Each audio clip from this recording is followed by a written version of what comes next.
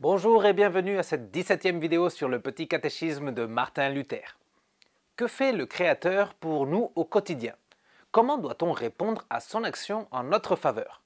Voyons les réponses à ces questions dans les vérités fondamentales de la Bible.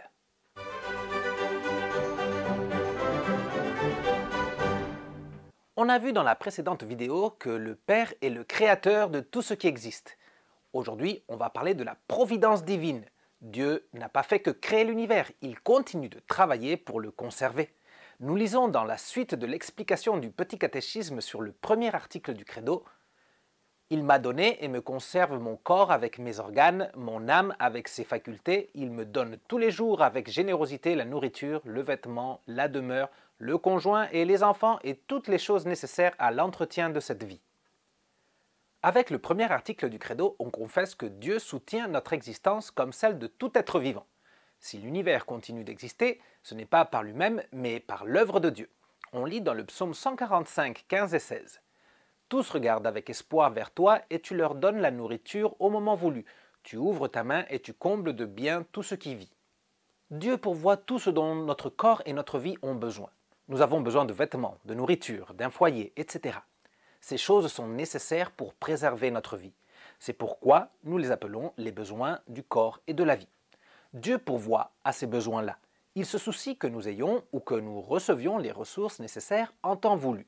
Mais il ne le fait pas de façon extraordinaire, par des miracles, sinon par des moyens ordinaires, comme notre travail. Il est dit dans 2 Thessaloniciens 3,10. « En effet, lorsque nous étions chez vous, nous vous recommandions ceci. Si quelqu'un ne veut pas travailler, qu'il ne mange pas non plus. » Comme nous l'avons vu dans le 7e commandement, Dieu pourvoit à nos besoins et nous conserve en nous donnant du travail.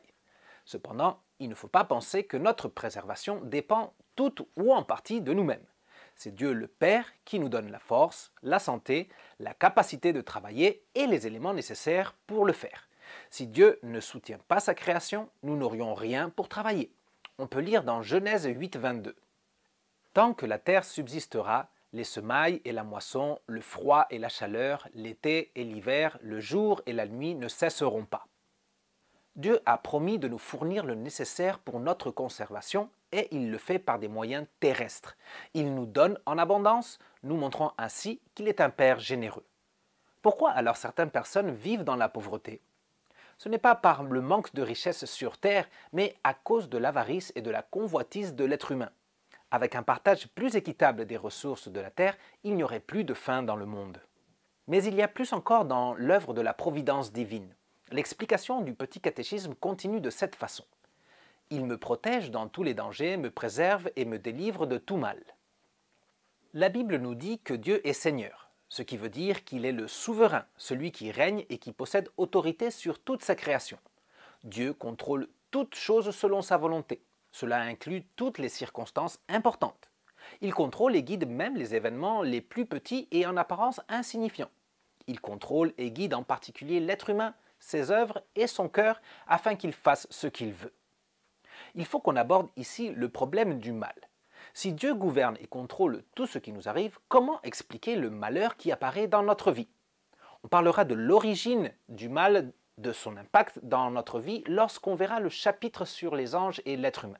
Ce qu'on va voir maintenant, c'est ce que Dieu le Père souverain fait avec le mal. On lit dans Genèse 50, 20.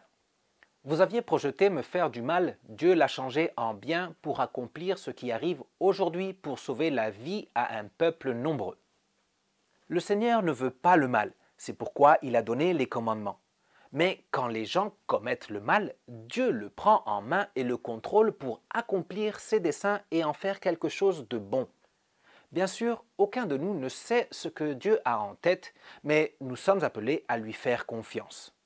Les enfants de Dieu aussi se trouvent souvent dans le besoin, ils souffrent des maladies et ils font face à des difficultés. Il nous est dit dans Romains 8, 28.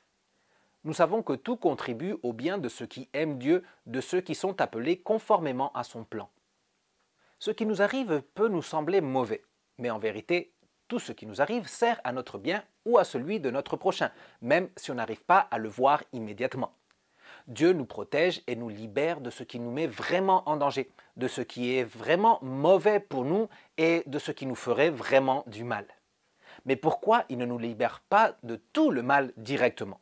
On lit dans 1 Pierre 5,10. Le Dieu de toute grâce vous a appelé en Jésus-Christ à sa gloire éternelle. Après que vous aurez souffert un peu de temps, il vous rétablira lui-même, vous affermira, vous fortifiera, vous rendra inébranlable.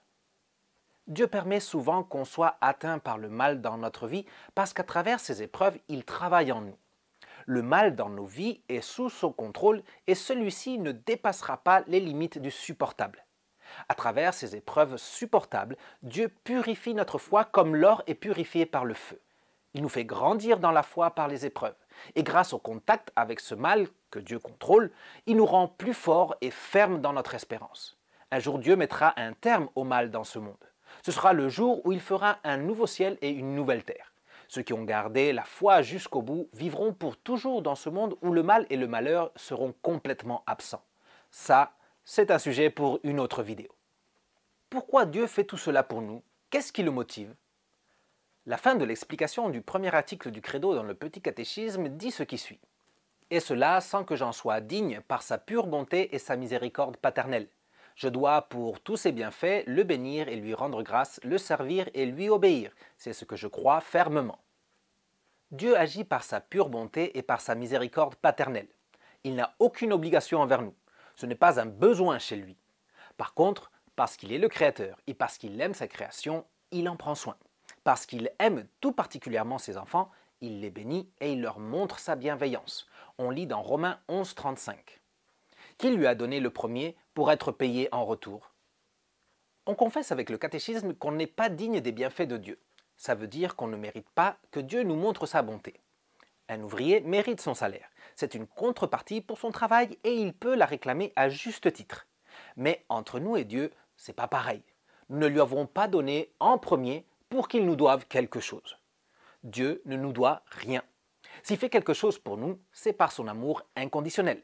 La question qui se pose à présent, c'est comment répondre à Dieu le Père pour tous ses bienfaits envers nous? On lit dans le psaume 116, 8 et 9.